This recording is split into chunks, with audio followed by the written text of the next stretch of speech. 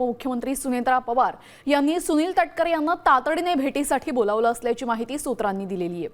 थोड्याच वेळात देवगिरी या शासकीय निवासस्थानी दोघांमध्येही महत्त्वाची बैठक होणार आहे। सध्या सुरू असलेल्या राजकीय घडामोडींच्या पार्श्वभूमीवर या बैठकीला महत्त्व प्राप्त झालेलं आहे।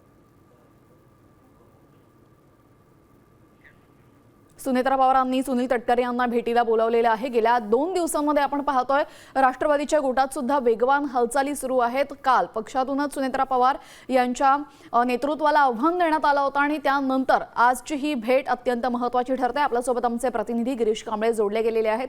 गिरीश, ज्या राजकीय घडामोडी होत आहेत त्या अनुषंगाने या भेटीला अत्यंत महत्त्व प्राप्त झालेलं आहे। या दोघांमध्ये नेमकी काय चर्चा होऊ शकते? खरं तर सुनील तटकरे हे त्यांच्या कार्यालयात आलेले होते, मात्र तातडीने सुनेत्रा पवार यांचा फोन हा सुनील तटकरेंना आला आणि देवगिरीवर त्यांना बोलून घेतलंय। त्यामुळे ही अत्यंत महत्त्वाची बैठक असणार आहे, कारण काल देखील वर्षावर रात्री भेटीगाठी झालेल्या होत्या। तर त्या आधीच्या दिवशी तर सुनेत्रा पवार यांच्या राष्ट्रीय अध्यक्षपदावर देखील प्रश्नचिन्ह उपस्थित करण्यात आलेले आहेत पक्षातीलच काही वरिष्ठ नेत्यांकडून। अशा स्थितीत ही भेट अत्यंत महत्त्वाची आहे। वरिष्ठ नेत्यांसोबत सुनेत्रा पवार यांची भेट होणार आहे। मात्र या बैठकीत नेमकं काय चर्चा होते हे देखील पाहणं महत्त्वाचं असणार आहे, कारण सुनेत्रा पवार यांच्या राष्ट्रीय अध्यक्षपदाबाबत जे काही प्रश्न उपस्थित केलेले आहेत, आपण सुरुवातीलाच पाहिलं की पत्रव्यवहार देखील झालेला होता। यामध्ये सुनील तटकरे असतील, प्रफुल्ल पटेल असतील यांच्या सह्या होत्या।